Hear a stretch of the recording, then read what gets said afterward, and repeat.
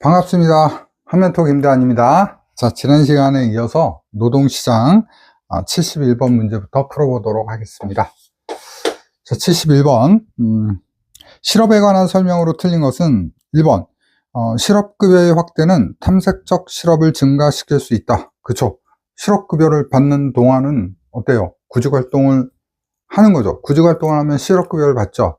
그러니까 내 눈높이에 맞는 직업이 나타날 때까지, 직장이 나타날 때까지 계속 구직활동하죠. 그래서 오히려 실업급여를 받는 것은 구직활동 기간을 늘릴 수 있다는 거예요. 근데 이제 당장 수입이 끊기면 빨리 이제 취업하려고 하겠죠. 그래서 1번은 맞아요. 자, 그 다음에 2번 경기 변동 때문에 발생하는 실업은 경기적 실업이다. 맞죠? 그죠? 그 다음에 3번 구직단념자는 비경제활동 인구로 분류됩니다. 맞아요, 이것도. 4번 비수요 부족 실업은 경기적 실업을 의미한다. 아니죠. 경기적 실업은 수요 부족 실업이죠. 수요 부족 실업. 답은 4번이에요. 그래서 수요 부족 실업이라는 것은 경기적 실업이라는 것은 실업은 수요가 부족해서, 즉 근로자를 수요하는 수요가 부족해서 수요 부족 실업인 거고, 이 수요 부족 실업의 대표적인 원인은 뭐예요? 불경기예요. 불경기. 어때요, 여러분?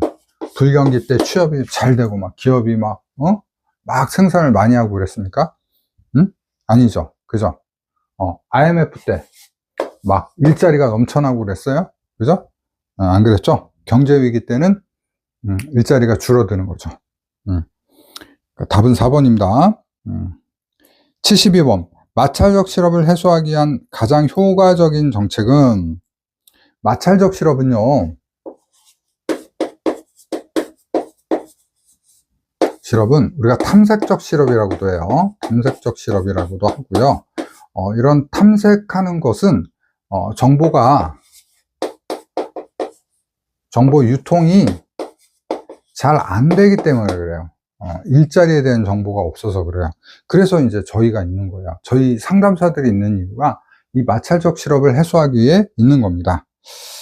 자, 그러니까 뭐예요? 정보를 제공해주고, 또 두 번째, 정보 제공이 첫 번째 대책이, 두 번째 뭐예요? 그렇죠. 저희를 많이 뽑는 거예요. 많이, 저희의 일자리를 많이 만드는 겁니다. 자, 1번 성과급 제도를 도입한다? 아니죠. 2번 파견업을 활성화한다? 관계없죠. 3번 협력적 노사관계를 구축한다? 틀렸죠. 4번 구인구직 정보 시스템의 효율성을 제고한다. 효율성을 높인다. 답이 4번이 되겠네요. 73번 갑니다. 73번. 경기 침체 시 일자리를 찾게 될 확률이 낮아져 구직을 포기하는 사람들이 늘어나 경제활동 인구를 감소시키는 것은, 즉 좋은 일자리를 찾기가 힘드니까 에이 안 할 거야, 혹은 좋은 일자리를 찾기 위해서 취업 준비, 예를 들면 뭐 토익 점수라든지 아니면 공무원 시험이라든지 이런 것들 준비하는 거죠. 이런 사람들을 실망 노동자라고 하죠. 그래서 답은 1번이죠. 1번 실망 노동자 효과다. 실망 노동자 효과다. 자, 여기서 이제 여러분 중요한 건 뭐냐면 경제활동 인구, 경활 인구가 줄어든다는 거예요. 그런데 이 경제활동 인구에 취업자와 실업자가 포함되어 있는데, 실업자가 포함되어 있는데, 취업자들이 비경제활동 인구로 가는 건 아니겠죠. 누가 가요? 실업자들이 가죠. 그러니까 실업률도 어떻게 된다? 감소된다. 경제활동 인구와 실업률이 함께 감소하는 거, 실망 노동자 효과다. 답은 1번입니다. 자, 74번 갑니다. 우리나라 노동조합의 주된 조직 형태는 당연히 기업별 형태가 되겠죠. 기업별 형태. 기업별 노동조합이 많죠. 답은 4번이에요. 4번. 75번 갑니다. 75번. 다음 중 연공급 임금 제도의 장점이 아닌 것은, 1번 고용의 안정성을 달성할 수 있다. 장점 맞고요. 그 다음에 2번 근로자의 기업에 대한 귀속의식을 고양시킬 수 있다. 맞죠? 3번, 폐쇄적인 노동시장에서 인력관리가 용이하다. 이것도 맞습니다. 인력관리가 용이합니다. 그 다음에 4번, 전문 기술의 확보가 용이하다. 틀렸어요. 4번이 답입니다. 자, 답은 4번인데 연공급 조금만 더 볼게요. 이거 많이 나와요. 연공급제 이거 많이 나온다. 별표. 자, 연공급은 우리가 속임급이라고 해요. 속임급. 즉 사람을 중심으로 임금을 주는 거예요. 그러니까 뭐냐면 이 사람이 나이가 좀 많아요. 그럼 더 줘요. 나이가 무조건 많다고 주는 게 아니라 뭐 군대 갔다 오고 뭐 이러면, 그래서 뭐 그런 수당도 있어요. 군대 갔다 온 거. 그 다음에 이 사람이 가정을 이루면 더 줘요. 그리고 또 오래 근무하면 더 줘요. 그리고 학력이 더 높으면 더 줘요. 이런 식으로 계속 사람을 기준으로 해서 주는 거예요. 그 사람이 어떤 직무 내용이라든지 성과 이런 거보다는 사람을 중심으로 더 주는 게 연공급이다라는 거예요. 그러니까 어떻게 된다? 이 사람들이 정체되는 거예요. 정체. 그러니까 여기서 나온 어떤 내용들이 있을 수 있죠? 계속 간단 말이에요. 평생 직장 개념으로 가고 1번, 그 다음에 귀속의식, 뼈를 묻겠습니다가 되는 거예요. 그 다음에 세 번째, 안 나가죠. 안 나가니까 인력관리가 용이해요. 폐쇄적인 상태에서 인력관리가 용이하다는 거예요. 여러분들 그거 기억하세요. 그런데 안 나가니까 어떻게 돼요? 신기술이 들어오잖아요. 그럼 새로운 사람을 뽑아야 돼요. 대표적인 거 뭐 있을까요? 뭐 인공지능 뭐 이런 걸로 사업 체계를 바꾸려고 했는데 기존에 있는 인원들이 안 나가니까 어떻게 못 바꿔요. 아셨죠? 답은 4번이다. 전문기술 확보, 그 다음에 산업 변화에 적응하기가 어렵다. 이게 이제 단점이 돼요. 그 다음에 이제 어때요? 일을 더 하면, 그러니까 경력이 많으면 많을수록 일을 더 해요, 안 해요? 더 안 하죠. 그죠? 그래서 불필요한 그러니까 비효율적인 노무비가 계속 상승됩니다. 일은 적게 하는데 돈은 더 많이 받죠. 자, 76번 갑니다. 독점 상품 시장과 완전 경쟁 노동 시장에서 기업의 균형 고용 조건은, 이건 답은 3번이에요. 3번. 자, 임금과 한계 수입 생산이 일치한다. 임금과 한계 수입 생산이 일치한다. 어찌됐든 여러분들 독점 상품 시장이라고 하더라도 무엇을 이윤극대화를 목적으로 한다는 거예요. 이윤극대화를 목적으로 한다. 그래서 완전 경쟁 노동시장에서는 이윤극대화를 위해서 노동의 한계 생산물 같이 하고 임금하고 같게 하는 거예요. 근데 어찌됐든 간에 이 원리는 뭐예요? 기업의 수익과 한계 수익과 한계 비용을 일치한다는 점에서 같은 거죠. 그죠? 그걸 독점 상품 시장하고 연결을 하게 되면 한계 수입 생산이 뭐예요? 수입이에요. 그 다음 비용은 뭐예요? 임금이죠. 그죠? 임금. 그러니까 답은 3번이 됩니다. 자, 76번은 더 뜯어보면 더 어려운 내용들을 좀 해야 되는데, 자, 환멘토 강의 뭐죠? 여러분들하고 저의 목적은 뭐예요? 조금만 공부하고 많이 맞추는 거죠. 그래서 이 정도만 기억하시면 돼요. 수익과 비용이 같다. 따라서 기업의 균형 고용 조건은 항상 이윤극대화를 목적으로 하기 때문에 수익과 비용이 탁 맞아떨어지는, 찌찌뽕 하는 자리에서 멈춘다. 끝. 자, 77번. 보상적 임금격차 이론에 관한 설명으로 틀린 것은 보상적 임금격차예요. 임금격차. 이거 아주 잘 나와요. 그죠? 아주 중요합니다. 아주 중요해요. 자, 1번. 위험한 직업에는 높은 임금을 지급한다. 맞죠? 그 다음에 2번. 정부의 안전에 대한 규제가 항상 근로자에게 이로운 것은 아니다. 맞아요. 왜냐면 위험한 일일수록 돈을 더 많이 받으니까. 그 다음에 4번, 보상적인 임금 격차가 적절하게 가능하다면 3D, 3D죠, 3D. 그러니까 더티, 덴저러스, 그 다음에, 더티, 덴저러스, 그 다음에 뭐가 있죠? 아무튼, 갑자기 기억이 안 나는데. 하지, 위험하고, 더럽고, 하기 싫은 일들. 그걸 3D 업종이라고 하는데, 이런 구인난이 해소가 될 수 있습니다.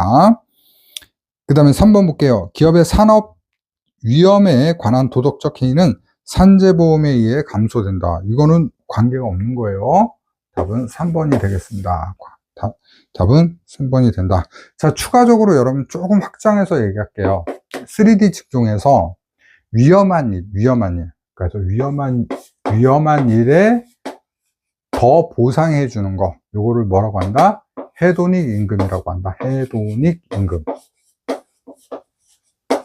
그래서 보상적인 임금 격차 중에서 위험도가 더 많은, 그러니까 위험도만을 따진 게 뭐예요? 해독 임금이다. 위험하니까 더 준다 이거예요. 그죠?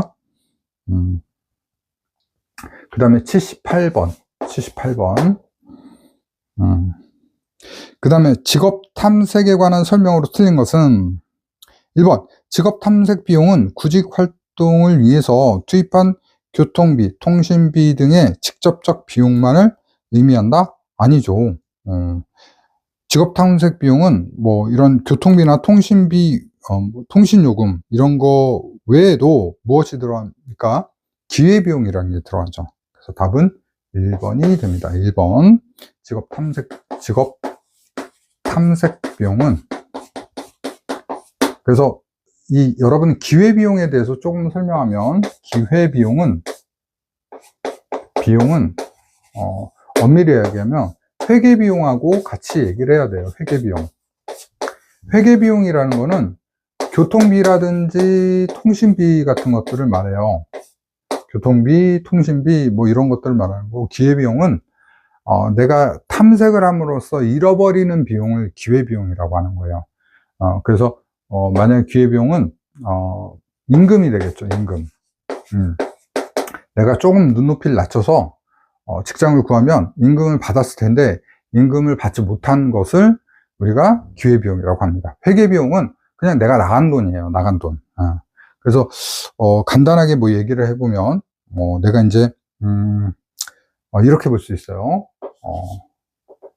대학을 다닌다고 쳐볼게요. 대학을. 근데 대학을 다니는 거는 더 좋은 직장을 얻기 위해서 하는 거잖아요. 근데 대학을 다니려면 돈이라는 게 들어가죠. 학자금, 교통비, 뭐 거기 용돈 이런 게 들어가죠. 이런 거 회계비용이에요.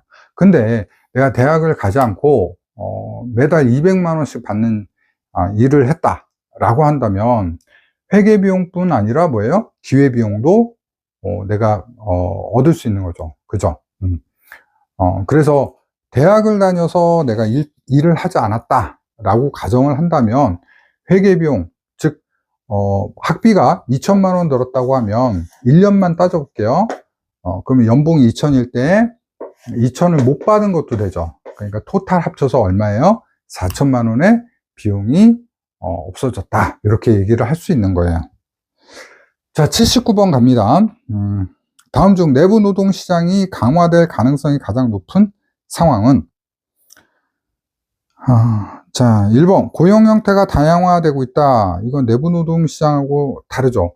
그러니까 내부 노동 시장이 되려면 고용 형태가 다양하면 안 돼요. 딱 정해져야 돼요. 예를 들면 공채 형식이라든지 이런 것들이 돼야지 내부 노동 시장이 형성이 됩니다. 고용 형태가 다양해진다는 거는 유연성이 높아진다는 거예요. 예를 들면 뭐 시간제 근로라든지 계약직이라든지 이런 게 늘어날 수 있다는 얘기예요. 그 다음에 2번 구조조정이 급속히 이루어지고 있다. 구조조정이 급속히 이루어진다는 거는 신규 채용을 하지 않으니까 내부 노동 시장이 약해질 수밖에 없어요. 그 다음에 4번 급속한 기술의 변화로 제품의 수명이 단축되고 수요가 안정적이지 않다. 이건 뭐예요? 경쟁이 심화되는 거죠. 경쟁이 심화되는 상태에서 내부 노동 시장이 성립될 수 없어요. 3번 기업의 특수적 인적 자본 형성이 중요시 된다. 요게 되겠죠. 3번이에요. 내부 노동 시장 내부 노동시장에 앞에서도 좀 했었는데요. 내부 노동시장 그 형성 요인 다시 한번 정리해 볼게요. 그러니까 요인이에요. 형성 요인.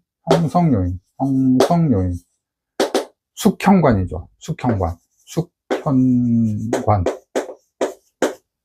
그러니까 숙련의 특수성. 이게 뭐예요? 기업의 특수적 노동 기술이 만들어지는 거예요. 그러니까 그 기업에서만 배울 수 있는 기술. 그다음에 현장 훈련 마찬가지죠.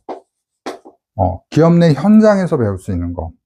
그다음에 관습 같은 게 뭐예요? 여러분들 만약에 고용 형태가 관습 형태로 된다면 어떤 기업들은 보면 그 같은 동문들이 많이 모인단 말이에요. 그죠?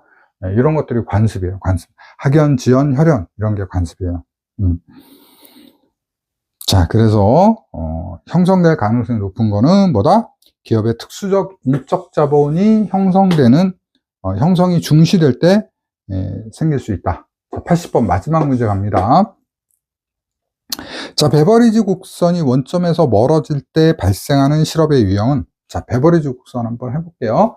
베버리지 곡선은 이제 왜 베버리지일까요?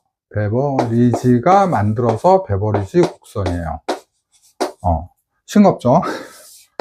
자, 독립변이는 항상 어디라고요? 여기에요. 독립변이 항상 이쪽인데, 여기 공석이에요. 공석을 말하고, 여기는 실업자예요. 실업자. 독립변이는 공석, 실업자. 그러니까 일자리.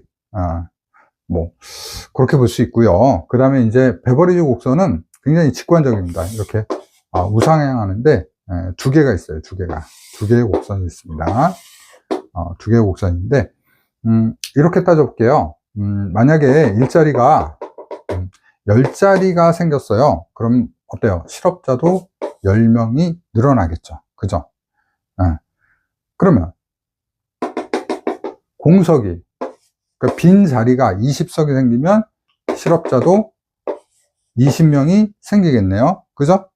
또 반대로 실업자가 줄어들었어요. 그럼 취업자가 늘어났다라는 거잖아요. 그러니까 10명이 취업됐어요. 그럼 공석은 10개로 줄어들겠네요. 또 10명이 취업이 됐어요. 그럼 공석은 없겠네요. 그죠? 이 얘기예요. 그래서 이 원점, 0에서 멀어질수록 어때요? 실업률이 커진다라는 얘기인데, 이렇게 멀어지는 이유는 왜 그럴까요? 그러니까 빈 일자리도 많은데, 쉽게 생각해 보세요. 일자리가 널렸어요. 일자리가 아주 많아요. 그래서 사람들도 많아요. 근데 채워지지가 않아요. 무슨 이유가 있을까요? 그렇죠. 구조적 실업이에요. 구조적 실업. 그래서 여기는 마찰적 실업이라고 하고